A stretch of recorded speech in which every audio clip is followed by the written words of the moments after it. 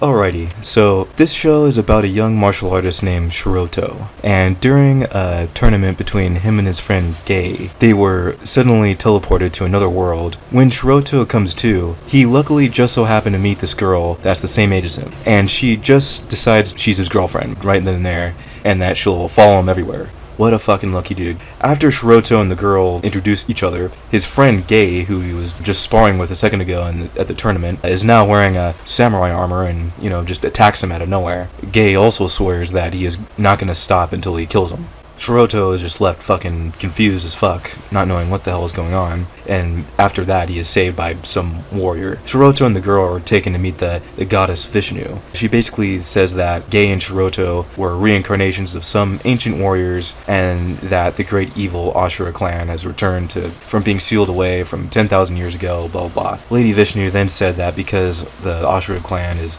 returning, that's why they are randomly teleported here. And she also mentions that in the real world and the fantasy one are interconnected somehow, and the fate of the fantasy world would also destroy the normal one. With this, we learn that Shurato was destined to become Hachibishu, which are essentially Vishnu's team of Power Rangers, essentially. Gotta say, the pacing of the show isn't too bad, and sometimes I kinda like it, but because of how old it is, the show can feel very stilted sometimes, and I wasn't blown away by the fight choreography either. I did appreciate the action and thought that the characters looked cool, especially when trading blows. It's just that a lot of the action is shown through still shots, which still look pretty cool, but just not as good as what would have been there if there was more budget or if it came out in a different time. I also think that the lore isn't super interesting either, but there is an argument that it wasn't exactly trying to be. You could make a surface level criticism about the show and say that the world building or most of the things in the show is generic fantasy BS. But I would say that it's done fairly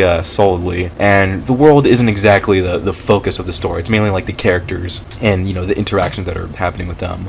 The focus is on the heroes and the villains of the story, which adds spice to everything. They're definitely not super deep, but there are interesting things about the characters. Shurato is a very tropey, typical shonen character, but that doesn't necessarily have to be all a bad thing. I would say that personality is played out pretty well here. He's very young, brash, and hot-headed, but as the series moves along, he stops being as whiny in my opinion. He does mature up a little bit, and he is fairly understandable given the circumstances. I mean, what would you do if your childhood friend just tried to kill you one day?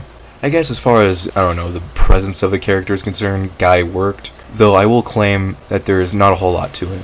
I'll go into it more in detail later, but I think I can say that I like the basic gist of him. He's someone who is a good person, but has a hidden desire for power. So when a god offered it to him in exchange for him to turn on his friend, he gave in and became mind controlled, so he can't, have any more control over it. I don't know.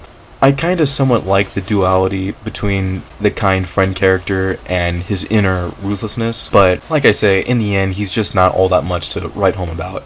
Lakeshu, which was the girl that, is the same age as the main character, I thought was just silly. But I would say that she was likable and not annoying, and she mostly works for me for what she is. And even though she doesn't gain any combat abilities and is a somewhat weak female character, she ends up becoming stronger in her own way and gains a high position at the end and becomes, powerful. I don't know. I mean, she basic tropey character for what she is, but again, I think worked well, and I think that's kind of a theme I have with the show. A lot of the things are very tropey, but ultimately played out well. I didn't get much out of the characters Hyuga and Ryoma. I mean, I thought they were cool, their fights were fun and interesting, but they were pretty boring. Story-wise, I guess they made sense. I didn't hate them, but whatever. Indra and Shiva were pretty stupid and boring. Not much to say, they kinda did their thing in a way. They didn't ruin anything, but they were pretty lame. The other Hachibishu I don't think got a ton of screen time, and were just briefly explained. They did well as antagonists, and eventually became,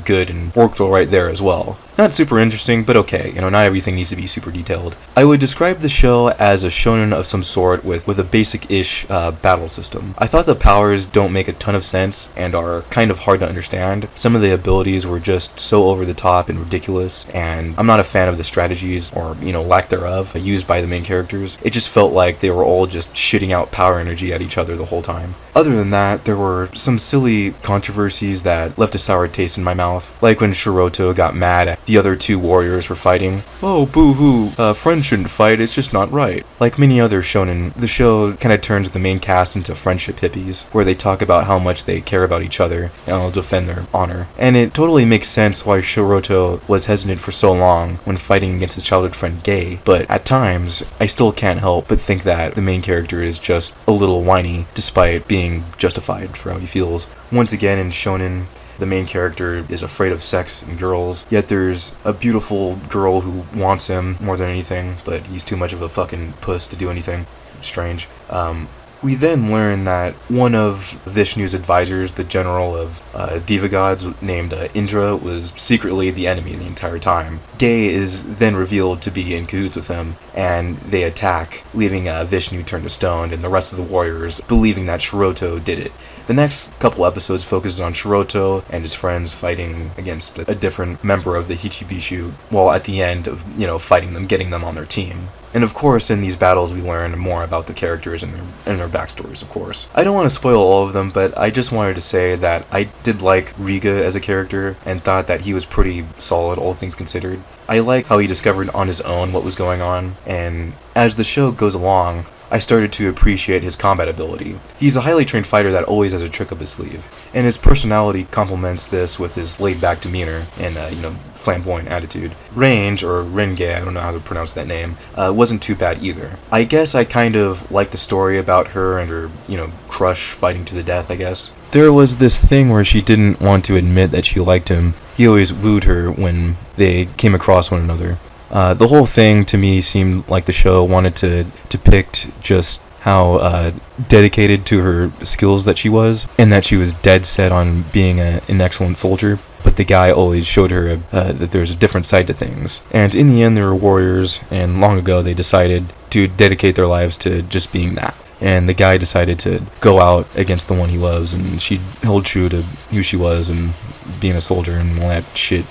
But even in the end, of course, she felt sad the way things went. I don't know, fucking kind of melodramatic, all things considered, but it was alright.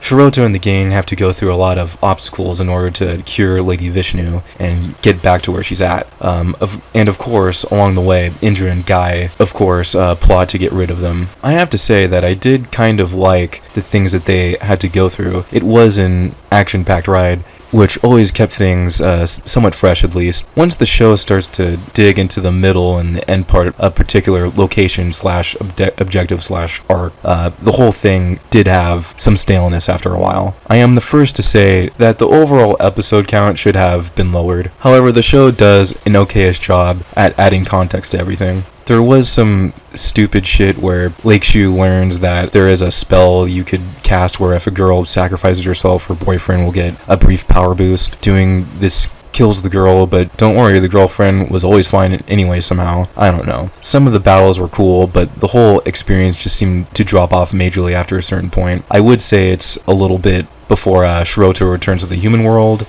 The whole thing just felt like it was going on and on with the same thing happening again and again. But then after a while, with a lot of the characters dying, the action picked up and it started to get more interesting again. There are certain ways that the show progresses that I somewhat appreciate, like how Riga slowly becomes a favorite and grows on you with his personality, or how the location changes every episode or two along with the battles. Once the main crew start to get the hang of things, the characters get a little bit more badass and likable overall. I wasn't the biggest fan of Shurato, but he got less whiny, started to expect what was going on around him, and was behaving like a competent fighter. Lakeshu eventually got more responsibility as well as maturing a little bit. However, I will say maybe I missed something, but her character wasn't really explained all that well or given proper backstory. The other Hachibishu got more badass and likable as well. I don't know, I mean Lakeshu was cool, but it's like, I don't know, it was just weird how like her character has no backstory. Like what the fuck was she even doing before Shurato showed up? Like it was just kind of just random.